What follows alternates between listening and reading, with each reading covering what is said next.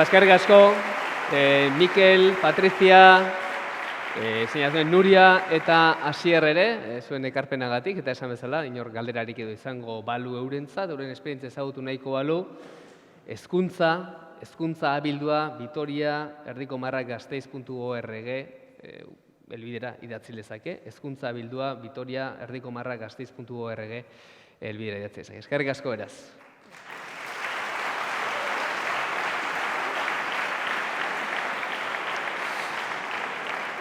Bigarren esperientziak arnasgunetara begira jarriko gaitu, euskaraz bizi diren komunitate indartsuak dira arnasguneak, hizkuntza aldetik ahaldunduak daude, baina aldi berean hauskorrak ere izan litezke, eta hortik datoz galderak.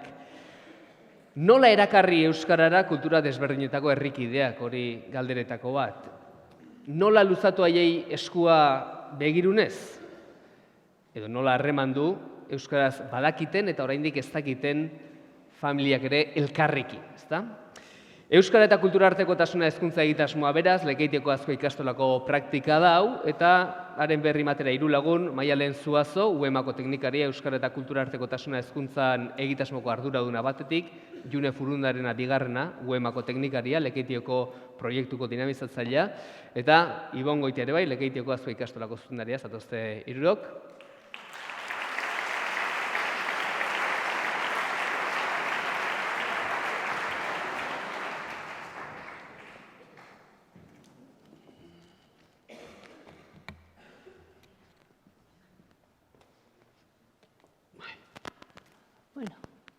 Egunon, eguerdion, eta eskerrik asko antolatzailei be UEMari jardunaldi hauetan tarte bat emateagaitik. Euskara eta kulturartekotasuna nola uztartu, hori da UEMako hainbat herritan daukagun erronka, eta erronka horreri erantzuteko egitasmo bat sortu genuen, eta gaur egitasmo horren barri ematen gatoz, eta bereziki Lekeition martxan daukagun lanketaren berri ematera gatoz. Baina egitasmo hau bere horretan ondo ulertzeko uste dugu ezinbestekoa dela testu ingurua ezagutzea. Guk lanketa hau eta lanketa honek eukin dituen arrakastak eta onurak udalerri euskaldunetan kokatzen ditugu. Eta horregaitik, UEMA zer dan azalduko dizuet, beste zer baino lehen labur-labur. UEMA udalerri euskaldunen mankomunitatea da, euskararen erabateko normalizazioa helburu duen mankomunitatea, udalerri euskaldunak eta arnasguneak daude erakunde honen barruan. Erakundea honetara sartzeko baldintza da, herri horretako euskararen indizea 70%tik gorakoa izatea, eta esan dakoa, azten doan erakunde bat dala, ezta? 1991 urtean sortu zen, 19 udalekin, eta gaur egun jada 118 udal dira mankomunitatean daudenak.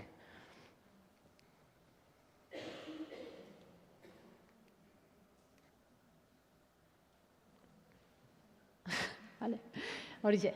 Euskara eta kulturartekotasuna hezkuntza komunitatean, hau da egitasmoa, eta zein da egitasmo honen abiapuntua?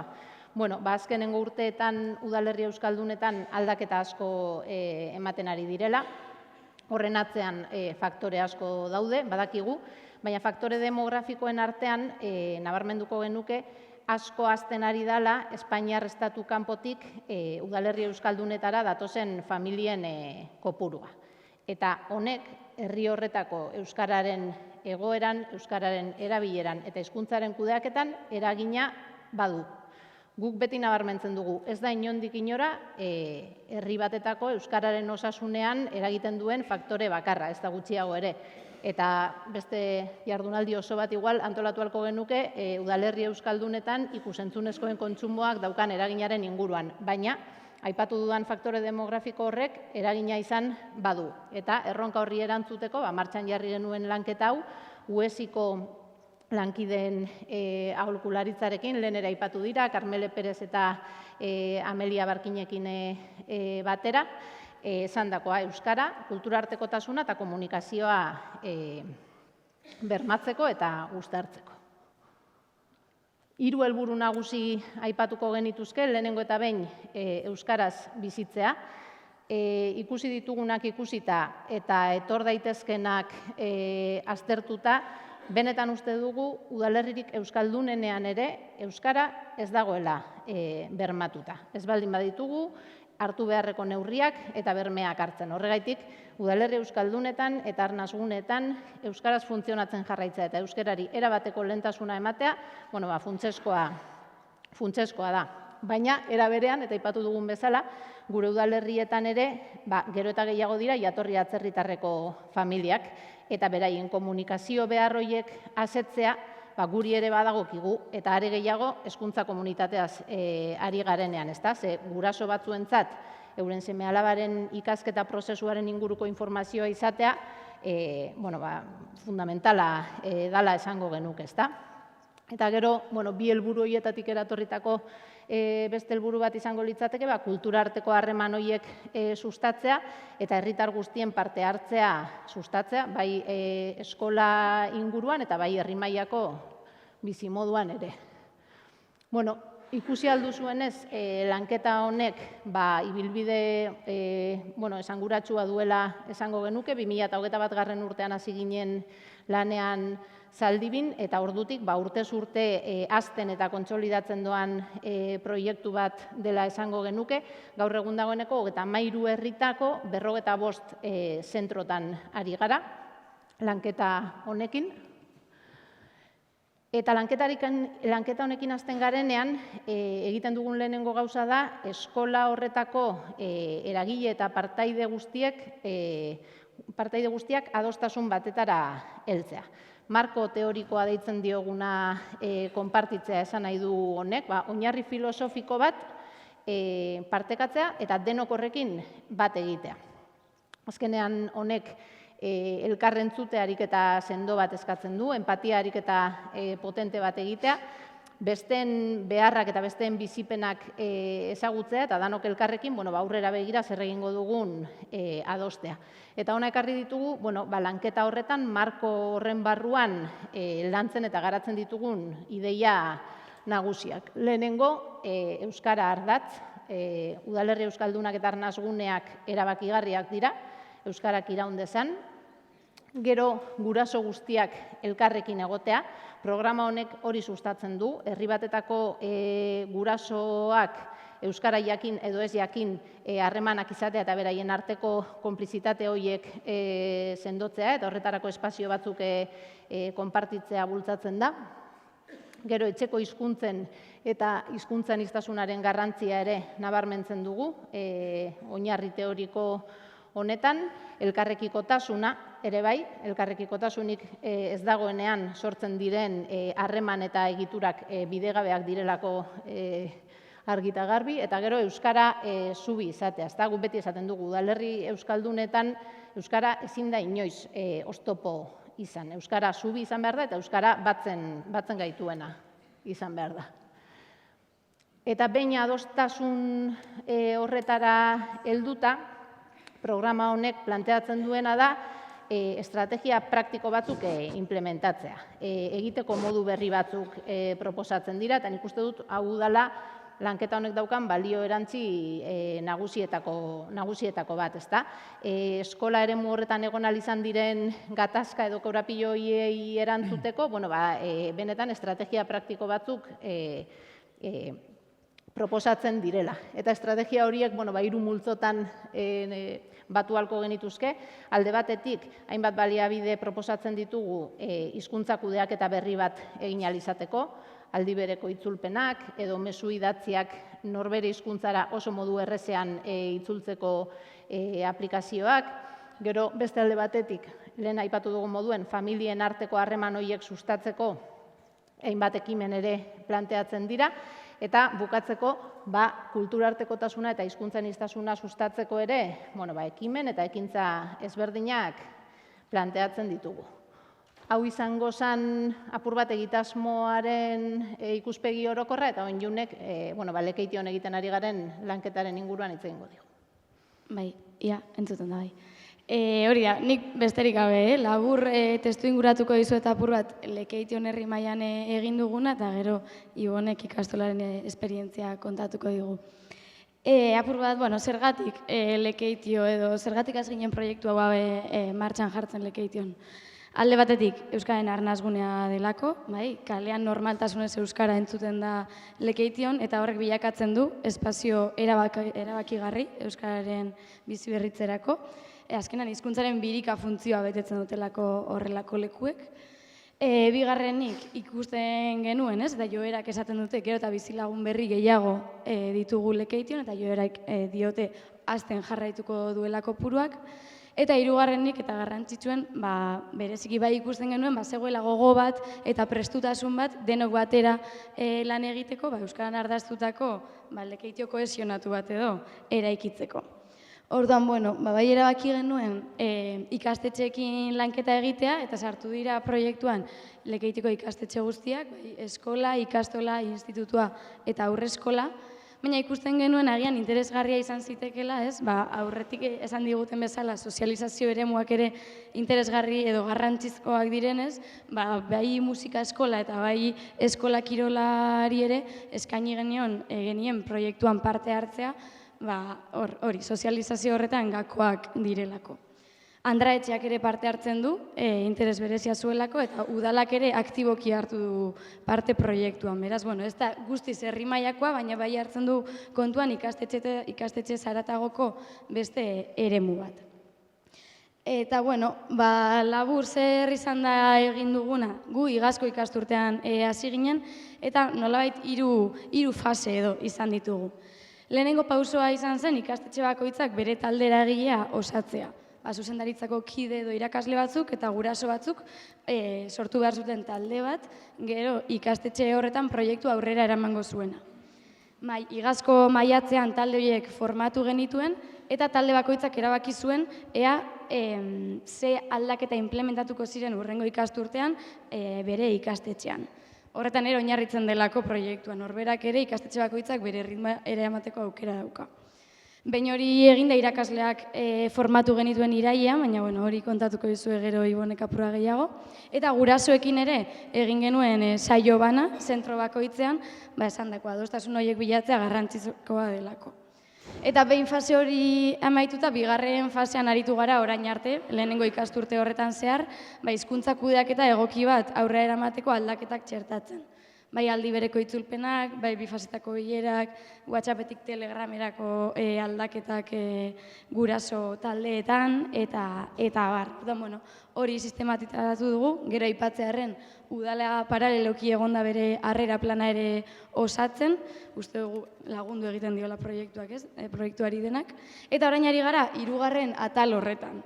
Noski, ikastetxeek lehenagotik ere egiten zituzten hainbat eta hainbat ekimen, kulturartekotasuna ardatz, eta aurten ere bereziki formazio hori jaso ostean egin dituzte gauza batzuk, baina badugu gogoa ez, apur bat amankomunean joateko eraikitzen lanketa desberdinak honi begira. Eta gaur ekarri dizkizuet orain martxan ditugun bi lanketa honi lotuak, eta gero jautziko zaituztet Ibonekin. Orduan, labur, alde batetik martxan dugu aste honetan hain justu kulturartekotasun astea, eta egia esan, ekimen nahiko polita izan da, azkenean eragile bakoitzak zerbait egin duelako. Musika eskolak esaterako kanta bat sortu du, hor duzue letra, agian ez da ikusiko, baina ostiralean grabatuko dute Lekeitioko haur guztiek bideoklipa, ikastetxeetan hizkuntza guztien, haien ikastetxako hizkuntzen arbola egin dute, zapatuan guarani hiztunen hitzaldi bat egongo da, orduan nahiko egitarau polita antolatu da elkarlanean. Gehiago jakina izan ezkero, udalaren saretan kuskusatu zenezakete. Eta bigarren egitasmo interesgarria da, agian hau ere entzungo zenuten, AEK-arekin batera antolatu ditugun gurasoentzako eskolak. Maialenek esaten zuen, ez? Guk beti esaten dugu, benetan ikasleen edo seme-alaben integrazioa lortzeko gurasoen gutxieneko hurbilketa bat gertatu behar dela, egon behar dela nolabaiteko integrazio bat. Eta sustatzen ditugu horrelako une batzuk, ez? Hurbilketa une batzuk. Zer gertatzen zitzaigun? Askotan hor gaztelania gaientzen dela, ez? Da, bueno, horri erantzuna emateko asmoz edo, saiatu gara ikastaro hauek martxan jartzen, eta Lekeition hasi da, jada talde bat, 10 guraso egun talde bat euskara ikasten, apur eta oskotasunean oinarrituta, gurasoen beharrei erantzuteko, eta horixe. Eskerrik asko, guk nik egon Lekitxoko esperientzia nahiko neban partekatu zuekin. Egia esan, uemako kidiak guaz eukitxia izan da urregorrea, ez da izan hau ikastetxitara etorten da marro bat, bitxarteko zozitza dator, baliabide pilo bat eskaintzen dabe, 24 orduko zerbitzua praktikamente, eta guri egia esan ekimen hau aurrera utia oso errezain jaku. Hasi gara batetik eskaini gaitzuen bi formazio, bat irakaslintzako eta bestia gurasoentzako. Formazio bizetan patro bardinerun du, alde batetik egin jouna da kulturartekotasunen marko komun hori planteadotzau, bai irakasliari eta bai gurasuari bebai, eta gero ekimen praktiko batzuk eskaini gaitzuen implementateko guk gure egunerokotasunean. Txikinak, zehatzak eta eraginkorrak. Orduan, 8 minitsuan zer aipatuko neban, marko horretan, irakasleari dagokizunean. Hor lortu genuan, ariketa simple bat etxiena. Izango litzatekena da, askotan gerturatzen gara umiakana galdezka, da lehen aipatu da, ia nungua dizen. Badauke, partekatua da, eurak askanean sentidu aldiraz. Bai senegaldar, bai euskaldun, eta bat aukeratziak eragitzen dau besti albo bat eraiztia, eta umiak beberak bebai, beren horreri uko etxe otzon sensazio horreaz geratziena. Eta hor ikusi genuan, nortasun partekatu bat edo plural baterako aukeri auki bihar dabela umiak, eta guk hori gure ekintzakin erakutsi bihotzaula. Espazio bat emon bihotzaula, bai euren jatorrizko edo Euskal Herri behar ipintxotza mogura tarte hori aukeri auki behar dela eta irudikatu behar daula gelako egunerokotasun horretan. Eta bestalde batetik bai lortu behar genuela gurasuak integrazioari begira, ikastolara gerturatziena egunerokotasunean eta dano alde baterako bihar bat etxiena. Eta guraso bileran barritz beste idea bat sortu zen. Horren genuen ariketa bat. Etorri irudikatu genuan, zan daigun, etorkin eta jatorriz bertoko diren komunitate bi horren pentsakeran inguruan ingenuen, berba, ariketatxu bat ingenuen, ez da? Eta ariketatako bat zan, esaten dena, euskaldunari dagokizonean, ze pentsaten du askotan, ez da? Gauzenean, eta gukanean Lekitxon, Euskal Herrian euskeraz, militantzi puntu hori, euskeri defendidatu behar dugu, arnazgune hori daukau azkanean, barrura arte sartun da, eta batzutan ez, geratzen gara, eta gure arteko komentariuk izan dira, torri da atzerritar bat, edo torri da euskera ez dakizen bat, danok ipini gaitxu erderaz berbetan, ez da posible, eta ariketa horrea zegoen ginen, ez? Engenua jolas hori, irudikatze hori, eta ja ikusten genuan errealitate hori, eta horren konture bil ginen berbetan, danon artian, jatorri atzerritarrekuakin, eta geure artian bai. Eta bestalde batetik bai, trata genuan, beste gai hori izana, atzerritarren beta horrekutatik, esaten genuena, eurak ikuste bena, ez da? Etorren azona, atzertxek etorrenaz bihartuta kaso gehienetan, eta etorten azona, eta hemen euskeria estopatenaz, ez jakin zer dan euskeria be, eta momentu honetan ikusten dut ez, danak euskeraz berbetan, ez nabe moten tarte bat integrateko bez, eta ganera okerrena da, danatak izela gazteleraz, edo danatak izela beste hizkuntza ni moldatu alna zen. Eta jolas horretan, hasi ginean azkanean, alkar ulertzen, ez da? Azkanean, zure realitatea zein da, euskera gutxitua da, arnazgune baten zaoz, borrokatun behar duzu, nire egoeri hau da, eta bata bestien lekuan ipintzen hasi ginean. Eta horraz izan, alkar ulertze horretan, gutzago klabe zan, sensibilizazio ariketa hori, klabe zan. Zer gero nahi genuzan, praktika, lehen izan duten mora txiki, zehatz, baina eraginkor batzuk implementa.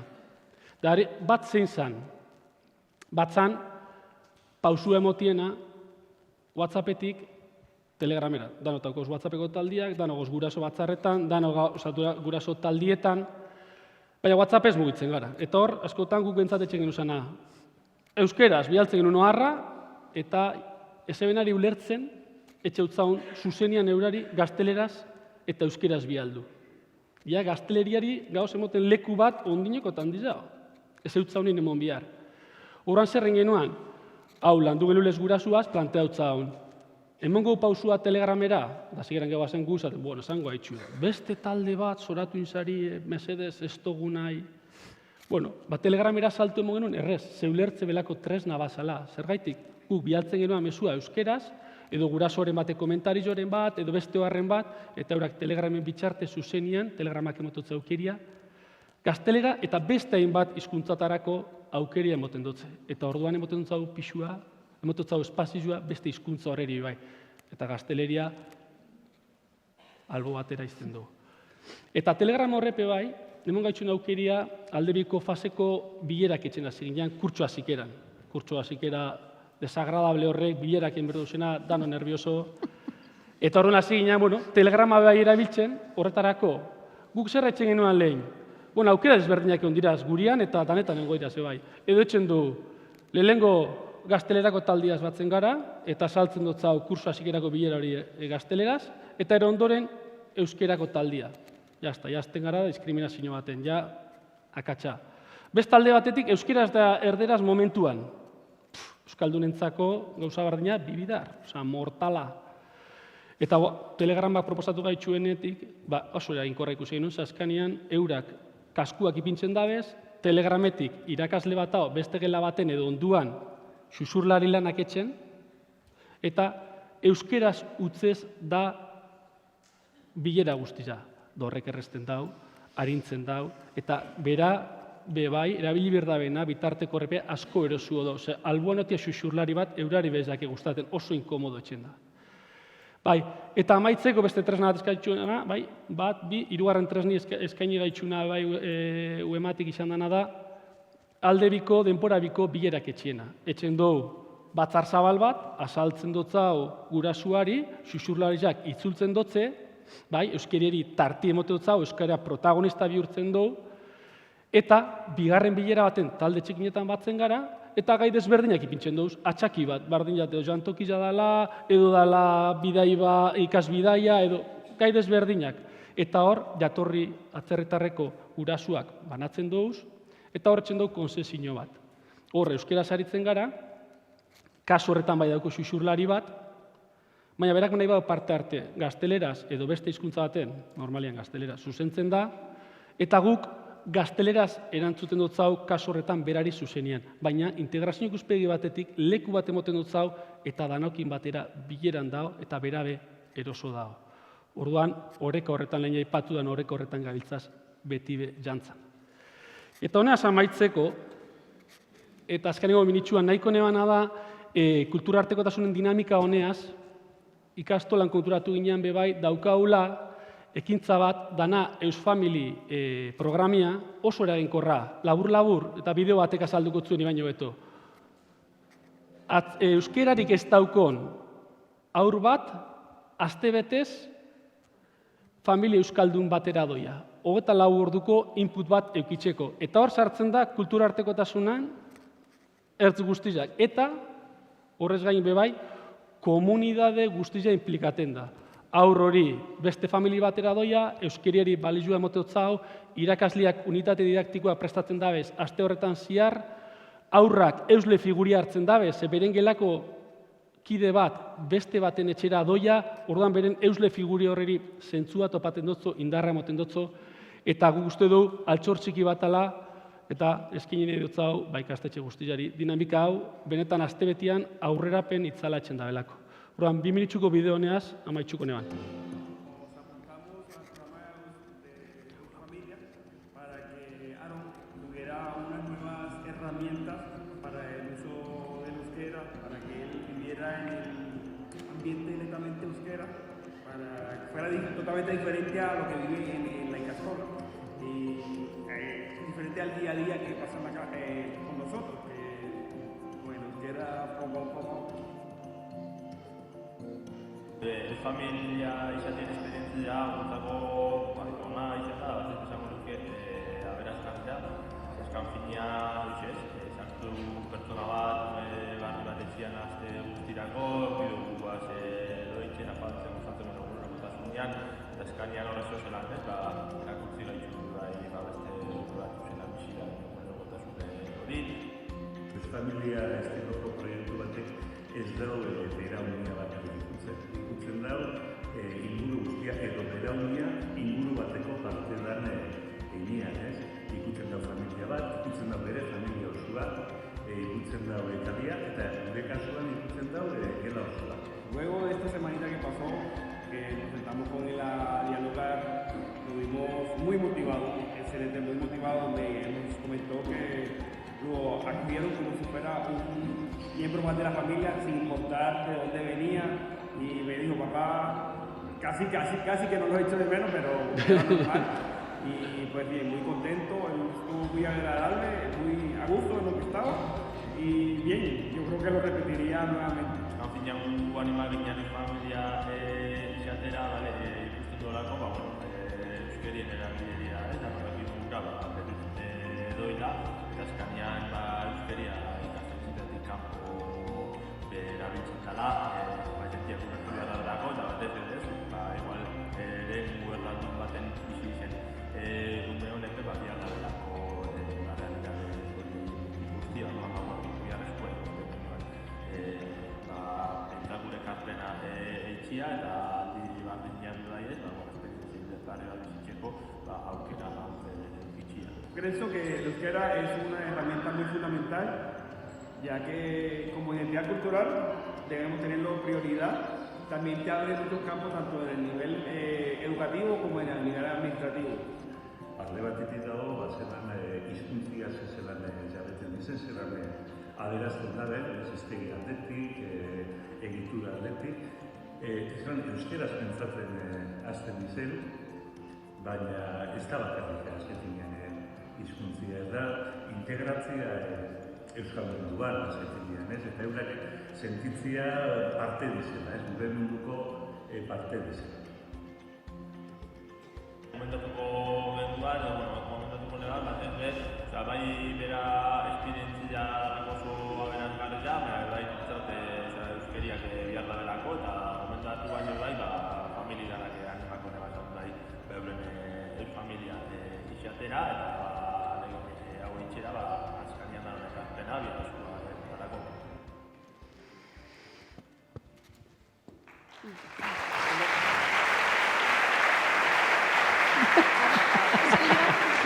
Bai.